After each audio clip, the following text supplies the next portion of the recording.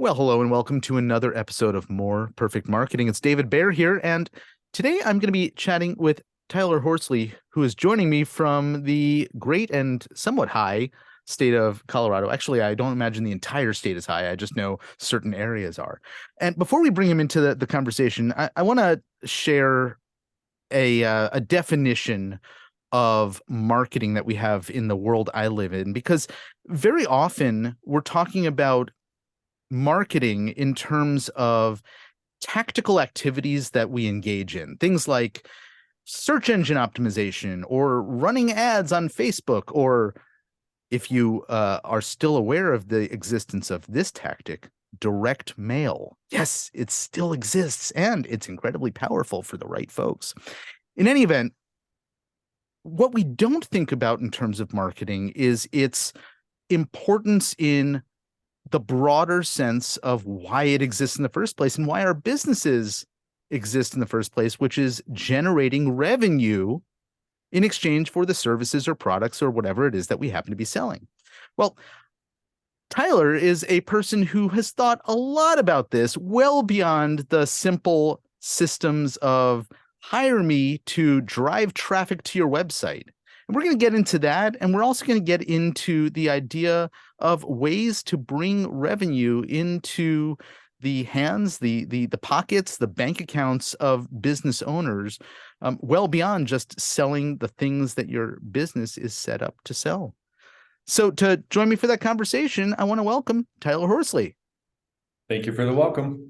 Looking forward to it. Indeed. So, okay, I often tend to ramble at the opening of these conversations, but I hope that there was something in what I just said that you were able to decipher that I think will get us into a meaningful conversation for our listeners about really how to think about marketing and how to think about what role it plays in generating revenue and other revenue generation opportunities as well. Yeah. I think a good background and context, because there's always the solution for what works now. And this organization and this entire industry is always evolving, especially with AI and more, which we get to chat about later too. Previous context is learning the hard way. So that's where a lot of this education comes from. Hopefully I can spare, both business owners, agency owners, service providers, and more from some of these things. The organization that I'm with right now, Nuclear Networking, used to just sell traffic. I mean, that's really what it is. It's traffic driving services, paid ads, PPC, SEM, SEO, all the acronyms that everybody's heard of in the past. And collectively, over the last several amount of years, we focused primarily on operational efficiencies and automation. But exactly in your intro, a lot of business owners are trained. That's what you need to succeed. And you already mentioned this as well.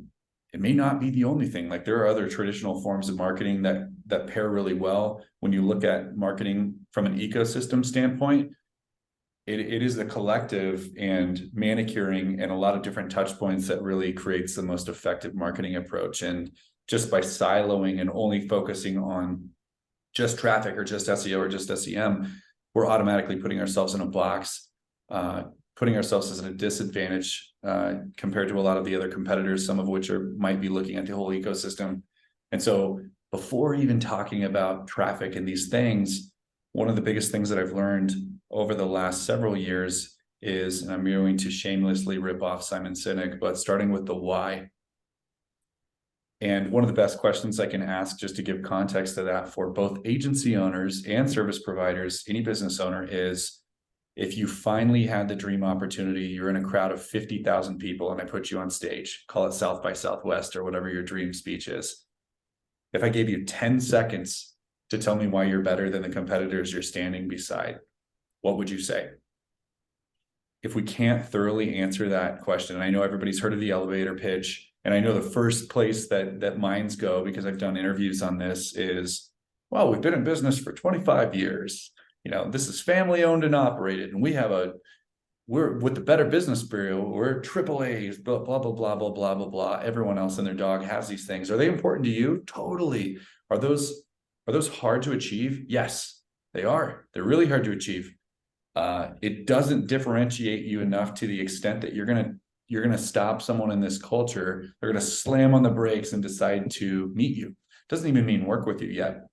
So a couple components, thinking about the why those are the questions that I have to answer for myself before I fund and start or sell a business. And those are the questions that we help clients and partners answer, because you can blow a lot of money on SEO and paid ads and all these things, whether you do them yourself or not. And from a broken heart syndrome, you're going to blame your marketing company. Why doesn't this work? The marketing company burned me. And you can tell I have a little couple scars from that. But it's because you both parties, the marketing company and yourself, there's a major missing piece that nobody addressed. And that's one of the first pieces. Yeah, as you were talking about this, you reminded me back when I was running an agency, and I had a prospective client who, after you'll hear what I said to her, never became a client, and I think it'll be apparent why. And I don't remember the particular industry she was in. It was some form of medical, let's call it chiropractic, just for the heck of it, although I'm certain it wasn't. And I asked her the question about, what differentiates you? Why would people come to you? And her answer was, well, I graduated at the top of my class at such and such university. I said, oh, that is awesome. Hey, by the way, tell me, how many people are looking online, typing in, chiropractor who graduated at the top of her class, 30 years, in the business. And she looked at me like, what do you mean? Nobody is. I said, exactly. Yeah.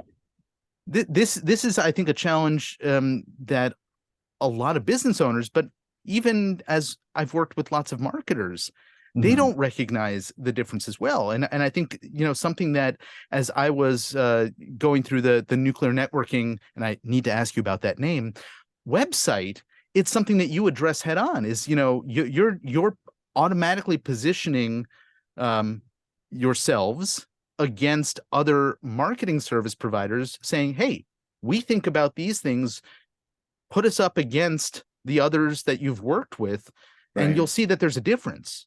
Yep. And so it's a very clear positioning statement. Yep, it is. And statistically, just from a marketing targeting perspective, our audience are typically folks who are willing to invest in their own growth through marketing channels. And statistically, most of those people have already worked with other companies, and they've been told the same stories and this, that, and the other. And just related to the marketing comment that you made on, a lot of marketers don't get this. To give everyone grace, including those who would call themselves marketers, I think broadly calling ourselves marketers is the first problem. If you're a phenomenal technical SEO, you can do site speed analysis, you use Ahrefs, SEMrush, Moz, whatever you're into.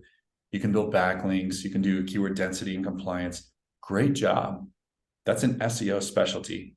You're specialized in a specific niche. You're not a marketer. You do this really well. If you're a paid ads person and you know how to create these campaigns and set up tracking and go high level or whatever you're working on, great job. But the problem with this is there is no regulation in this space. There is no certification that says I actually passed all the, sure, Google has you could cheat. Like you just can't. So it's like, enough people have come out and said, I know how to do these specific marketing activities. They position themselves as marketing experts and agencies, and then they burn relationships unintentionally. They probably did really great on your SEO, but are you actually measuring them based on your site speed or keyword density? No, you're measuring them on the leads.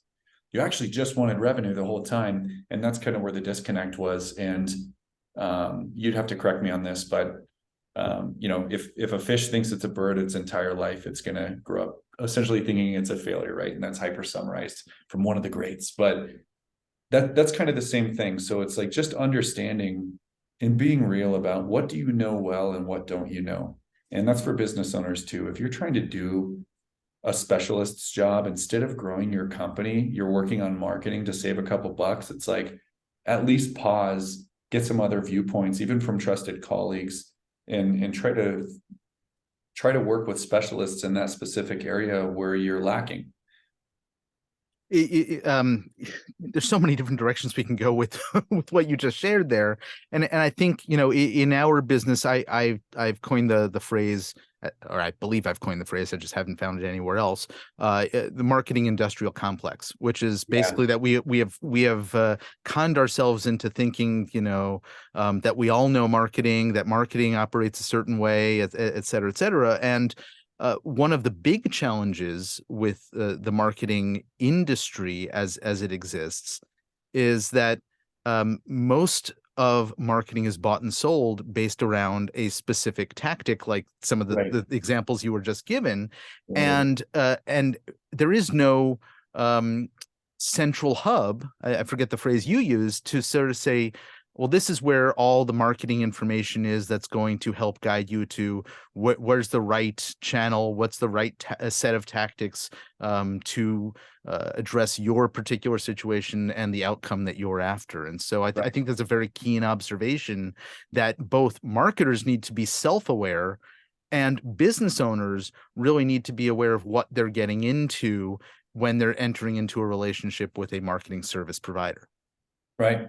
Yeah, you nailed it. And to give credit to business owners, they're going to conferences, they're listening to podcasts like this one, and they're doing anything they can to learn. And some of that's like me trying to become an attorney. It's not going to happen right now easily. People have spent years and years and years and years of their life like specializing. So, but knowing enough to be dangerous, a good marketing partner should be able to present digestible data and digestible positioning in a way that you understand the why. You don't need to know how to do massive amounts of intent driven keyword research or know what natural language processing is. But if you understand, look, data says 14,000 people a month are in your area looking for exactly what you sell. These are the people showing up. This is the work they've done to get there. And here's where we're at. If we want to get there, we just need to do this work. And it's very measurable. And if a company can't communicate that, there might be a knowledge base gap. And that doesn't mean that they're not good to work with. But to your point, they're specialized in one tactic and they just can't explain the rest. And just taking a jab at ourselves, us marketers, we don't want to admit that.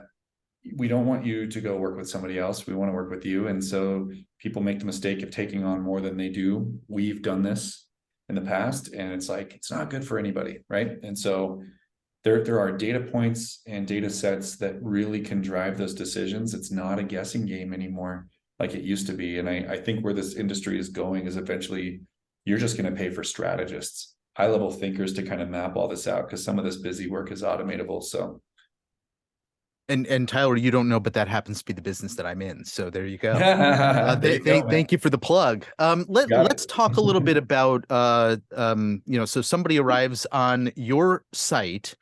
You spoke a moment ago about how you have really dialed in who it is that you're to whom you're speaking. I was about to Sure. use incorrect grammar there, and then I heard my grandmother in my head saying, Yeah. "No, no, David," and so you have the messaging really clear as soon as you arrive on the site. Somebody knows Yeah. I'm in the right place, or this is way over my head and I'm going to bounce. But Sure. the traffic that you're bringing to the site is overwhelmingly the former, not the Mhm. latter.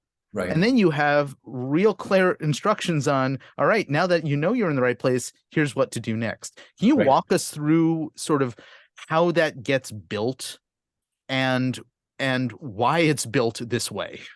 Yep. And just the caveat for vulnerability. Thanks for all the credit. We need to redo our website.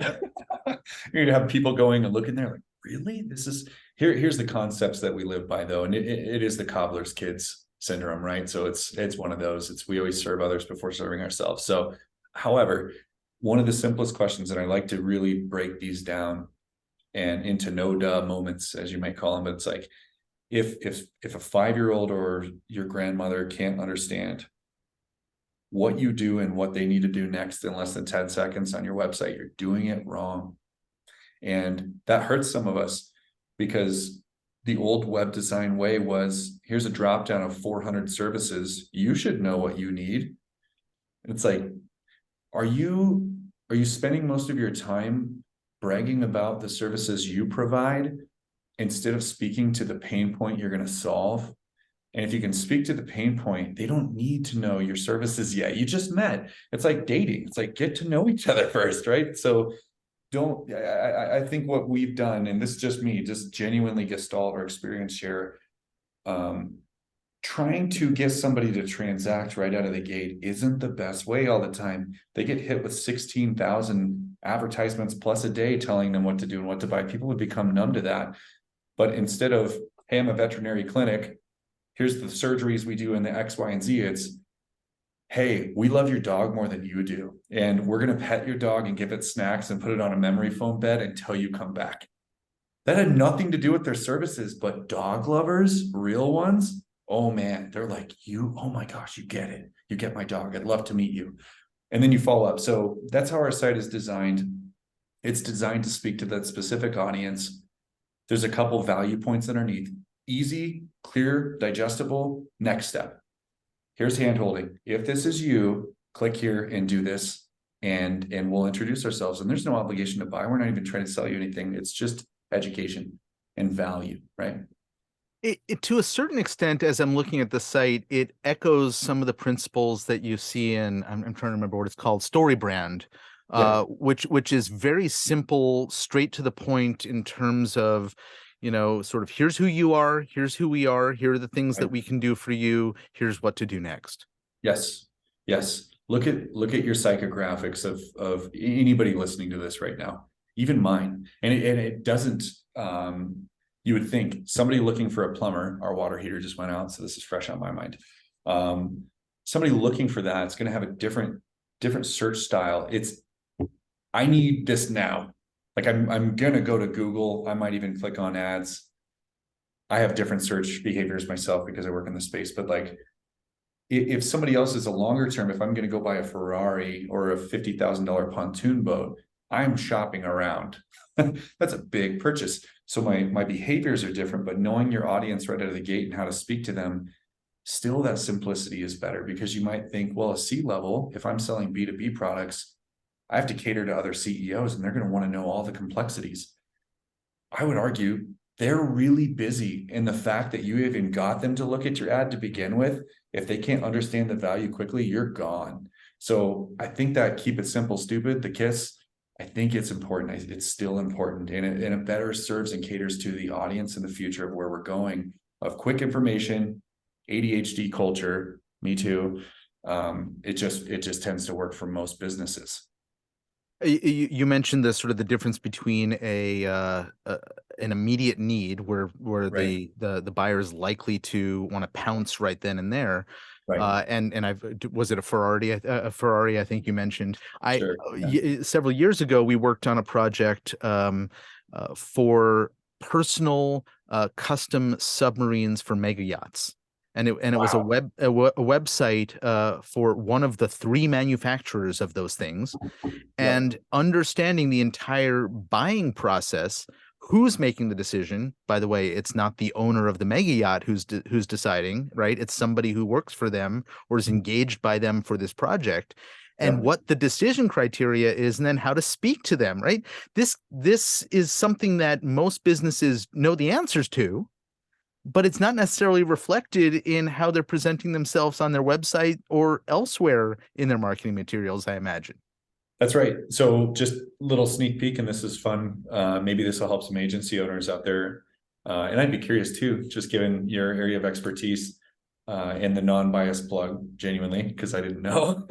But it's like, we do interviews. So we do entire workshops, because to your point, and this is true about our site, the passion and the knowledge that I can relay over this podcast, all of it is not on the site, nor can it be distilled to the extent that somebody could get all of that so quickly. So a lot of founders, same thing. If you're selling submarines for yachts, it's like, if I can record you talking about that for 2 to 4 hours through a guided process of X, Y, and Z, it's like, now all of a sudden I'm getting all this passion and all these data points, and this campaign headlines is basically what they become, to really speak to the end user. And that makes a lot of sense. Also really cool. Now I'm interested, like, wow, that thing that exists. I'm not in that category yet, apparently. So Yeah, yeah. we'll talk about that after we record. But yes, it really exists, and it's a fascinating world. And and I had the opportunity to interview a lot of people who Sure. were involved in that, particularly people who drove those things undersea, which is That's kind of wild. cool, kind of cool. It's cool. Um, so I want to tie back to where I sort of started this, which is all of these activities that we're engaging in have to be connected to Right. some outcome, some result, and in business, that's usually revenue. And Yep. so I want to talk about revenue in sort of the sense of these activities lead to and need to be measured against the revenue that we're bringing in as a result of them. But Mhm. you have in your own business, right? So you mentioned nuclear networking, and I want to ask you about the name before we actually talk about this question I'm about to raise here. But you built that, you then sold it, and you Right. sold it to a group that happens to include yourself, right? So you're Right. still involved in the company, and there's revenue and transaction and stuff happening all along the way. And now you're applying a lot of the knowledge that you've amassed uh, over your professional history to other businesses that you're investing in, likely improving, and then finding a future home for, or helping sort of move on to the next step of whatever that organization ought to be. Right. So I want to get to the revenue piece, but before we do, right? So this is what we call an open loop for those of you who are interested in the copywriting aspect of marketing. I want to talk about the name nuclear networking, because I looked at that when it first showed up on my calendar. And I was like, Yeah. oh, this is going to be a fascinating conversation about how we utilize networking events as Yep. marketing activities. And then I Yep. jumped onto your website and I thought, I don't understand. How does, Right. oh, this is networking in a very different sense. Right. What is it? So, Tyler, please Yeah. explain. Sure. Yeah. So in short, and again, ripping off others, but they're those who say things well, they don't need to be, don't fix it if it's not broken. So network defines net worth. We've heard that. There's power in proximity. And so because including marketing and specifically marketing, where a lot of people live in a transactional world, everything is and starts with relationship. Networking is key on all of that stuff. And I'm not talking about joining BNI or EO or YPO or all these groups, but understanding the why, the person, the need, and solving those problems, and then sharing that value with others. Mercedes, their number one sales force is their customer base. And they've designed their entire marketing and their car for that. And if you can get people to fall in love with your brand to the extent that they are your biggest cheerleaders, and that's only done through quality experience and relationship, you will exponentially grow and drop your cost per acquisition. So that's kind of the basis. And then certainly nuclear is the most powerful thing I could possibly think of. I worked with a futurist on that name, Tom Fry. He happens to be like one of the top 5 in the world, which I didn't know at the time. Family friend, so I got lucky there. But yeah, so that's kind of the origins of the name and the purpose behind that. Okay. And you bring up the Mercedes thing, and now we could go down a rabbit hole of community being the new path to effective marketing as well. The author and strategic thinker on marketing, a guy named Mark Schaefer, recently wrote a book on this particular topic. But again, open loop. I digress, and we're not going to complete that loop on this episode. Instead, let's talk about the other thing that I wanted to talk about, which is the expansive range of Yep. revenue that comes as a result of all of this marketing work that we're doing. Yeah. Yeah. So if I expand too much, feel free to rope me back in. But one of my biggest passions here, and the entire reason for the transaction, which I actually, after working, I worked in M&A for 2.5 years by happenstance. For small service owners out there, small businesses, if you ever look at selling, and I was told once, you will exit your business. It's going to happen. Well, I don't want to sell. This is no. You'll either sell it, you'll get hit by a truck at some point in time, you will not be, you will exit. So it's good, and it's a little dark humor, but it's like, it's true. It's good to at least understand the mechanisms and the levers in which, or by which, the market evaluates you. What are you worth? It's not just what you're taking home in your mailbox money and more. And so I started learning about all these things. And very quickly, when I put my company up for sale, because we're a service industries primarily rely on people quite a bit. They're different than SaaS and AI. And then I learned the devastating news that service industries sell at like 1/5 the multiplier of an automation company or SaaS. And if you're not big enough, over 10 million or whatever that's defined in your category, people just don't even pay attention to you. You're too risky, this, that, and the other. So I'm like, I need to grow and at a rapid rate. And that's a marketer saying, hey, I need to grow more revenue at a more rapid rate. And the way that I did that was through acquisition. And so this is kind of like the thing that really sparked in me. I facilitated my own exit through Nuclear. We closed in 30 days, which is ridiculous. If anybody's done due diligence out there, it was hell week. But that really kind of helped me connect the link and my vision in this space for not just a specialist around tactics. Hey, I can do SEO or this, that, the other, but really the bigger picture of, yes, we're growing revenue and we should be growing revenue through marketing, but what is the true material impact on the backside of how that impacts our company value to a greater market? And so, would you like me to go further on? Oh, this is fascinating, and I think for our listeners, it likely could apply to many of the professional service providers, Right. Who think about this as, well, I have a book of business. I'm for the financial advisors, for example, I got assets under management, and when I want to retire, I'll just sell the book of business to another advisor, right? There's ways to think about this that are quite different from the way that many of us do. Yeah, absolutely. There are tons of vehicles, and these are the biggest things that I would want to know. You don't need to be a transaction or business broker professional to get these types of things, but something that nobody ever told me is, like, in this deal world, in this value creation world, almost anything that you can think rationally as possible might be. So if you have such a small company, to the extent that if you take your adjusted net EBITDA, I won't get into all this stuff as much, but like you take your adjusted net profit and you multiply that, you find out you're in service and you can only get 3 to 6 times your net.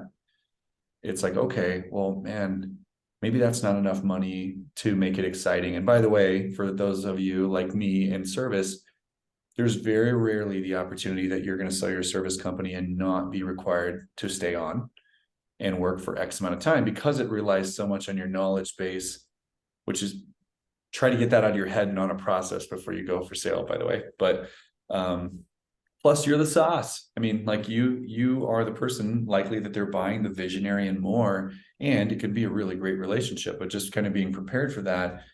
There are other ways of doing that, and ways that I kind of discovered right out of the gate. Cashless mergers were really interesting to me. If I don't want to go into debt and I don't want to buy and raise $10 million to buy 2 more marketing companies, what I can do is create more stock value. Meaning, if I have 5 potatoes and I own 100% of those potatoes and somebody else has 5 potatoes, we can put our potatoes together. I only own 50% of 10 potatoes now, but it's still the same amount that I owned before. I'm using these ridiculous examples, but well, it's accessible for people like me who don't really understand the gobbledygook, highly technical financial stuff that you're talking about. And all the potato lovers out there love it, so that's good. But yeah, so I mean, that's essentially what we've done. And so even though it appears on paper as though I've diluted myself, it's like, no, I didn't. I still have 100% of exactly what I came to the table with. But now we hit that big revenue mark, and now all of a sudden people think that we're sexy and we're worth buying because we're big enough. And so that was a way that I kind of accelerated positioning myself and getting myself to the next stage where I wanted to be, which is where I am now, working at a broader scale on a transaction level. Literally, our model at our private equity firm is a company factory. Like, we create companies. We either buy, acquire existing companies, operational efficiencies. We have some of the best EVPs of marketing operations, people in ops from Amazon. One of our marketers has taken a company, 3 companies through IPO in Silicon Valley. And so you get to work with just mercenary rock stars. And my knowledge base, certainly in the marketing and revenue growth in the M&A space, like that's where I like to play, but all of these things are so important. right? If the whole company just relies on you, if you can't work for a year tomorrow, is your company going to stay up? Is it going to be okay? And if the answer is no, there's work to be done there, right? And there's certainly growing revenue, which is helpful because that pays payroll.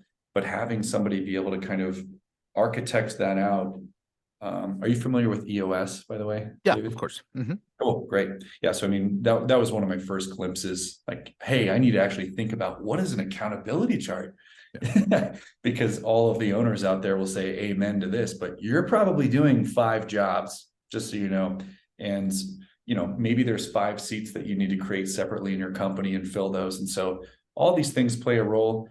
Growing revenue, not just the revenue that you have today, but showing a trajectory, meaning if I'm going to sell my company in a year, I need to start growing now. It's worthwhile for me to reinvest back into marketing over and over. So at the end of the year, especially if you're in service, the way that they evaluate you is it's called a trailing 12, which means they're going to look at how was your past year, not where do you think you're going in the future? Because we're all entrepreneurs. We have great ideas, but economies, pandemics, these things happen. So it's like, where have you been?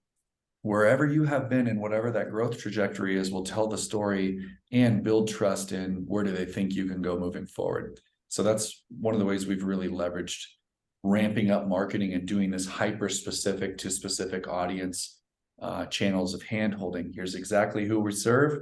Here's what you do next. We'd love to meet you, right? I'm so glad that you went into this area of depth about sort of how revenue comes into a business in a very different way than most of us think about. And it I think is an extension of what I would love more business owners and more marketers to think about in terms of their role in how they're defining marketing and how they're applying it to the business in a larger sense, right? We spend a lot of time and energy and effort on creating systems around operations, creating systems around money management, but we don't necessarily have the systems around future revenue, which is, the result of marketing and the result of, creative thinking, like what you've just shared. And I think more business owners and certainly marketers ought to do so. So, hey, Tyler, we've just about run out of time, and I want to make sure that for folks who want to get even deeper on these topics, that they know where to find you and how to reach out. Sure. Yeah, I'd say 2 spots. One, just for generally, where is Tyler? What is Tyler doing? LinkedIn is the best for that. It's not the best for communication. Probably like you, David, I get 150 inbox spam messages a day of people trying to sell me marketing, ironically. Yes. And so, but at least like posting, speaking, circuits, et cetera, free information. I just try to be a resource on that platform. From a personal standpoint, email me directly. Sure, nuclearnetworking.com. I mean, if you have a business, you're interested in certain things or just discovery, that's fine. But from a relational standpoint, I am okay. I will make time. Tyler at Nuclear Networking. One of the benefits of being the founder, I don't have to have the dot, this, that, and the other. It's just my name, which probably is why it's spammers. It's so easy for them to get a hold of me. But email me directly. I'd love to learn about what you're doing, what your vision is. Are you running a service company? Do you run an agency yourself? Do you want to avoid like 35 speed bumps in the next year? Maybe I've already hit them. I can tell you. I just like meeting other entrepreneurs and bright minds and having these types of conversations. Well, that's brilliant. I know I'll be hitting you up for some more insights, and I hope some of our listeners do as well. So, Tyler Horsley, thank you so very much for hanging out. This has been a great conversation. Yeah, I enjoyed it as well. Thanks for having me. Folks, if you know somebody who can benefit from listening to the conversation you just heard, and I'm pretty sure you do, please send them our way. In the meantime, my name is David Baer, and you have been listening to More Perfect Marketing. We'll catch you on the next one. Bye-bye.